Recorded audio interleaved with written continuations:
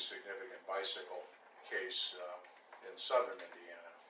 Yeah, that was kind of an interesting case because it was, most times you think about a bicycle accident, you think, bicycle versus car interaction, on the roads. And we've had a lot of those cases over the years, where a motor vehicle runs somebody on a bike off the road and injures them.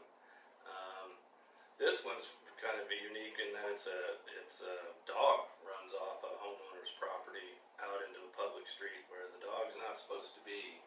And the landowner has a responsibility to keep that dog on their property. Right. And in this particular instance, it caused pretty significant injuries to the cyclist. Well, Chip, you ride your bike to work, several times a week, at least when it's the Try weather's to when the outside. weather's nice. So tell us, you haven't been hit by a car yet, but tell us some things that you need to be watching out for if you're riding your bike. I've had some close calls, though, that's for sure. But I'm pretty lucky in that I get to most of my ride is on, the MoDOT and paved trails, but I do have to ride on some public streets, and you've got to obey the rules out there when you're on a bike. I definitely wear a helmet, and I have lights and other safety equipment. Try to wear bright colored clothes.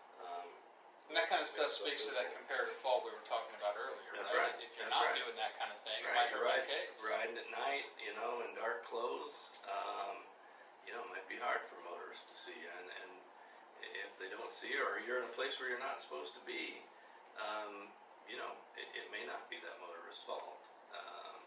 One of the biggest cases that we've handled regarding bicycles is where a girl was riding along the side of the road, and a guy that had been drinking on a Sunday, watching football at a bar for a long time, hit her, and it shot her bicycle into a utility pole.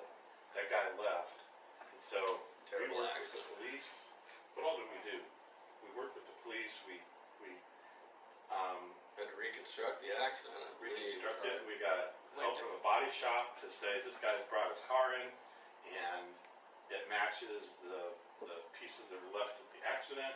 And then we got credit card receipts. We went down to the bar, looked for cameras. I remember I went down there for lunch, to check out for cameras and things, and then we were able to use twist your arm. Well, sure. yeah, right. Yeah. We were able to use a subpoena later to try to obtain that information and credit card receipts, and there's in that situation there's a lot of different claims. One, obviously against the driver, but we also sued the bar in that case. It's called dram shop liability.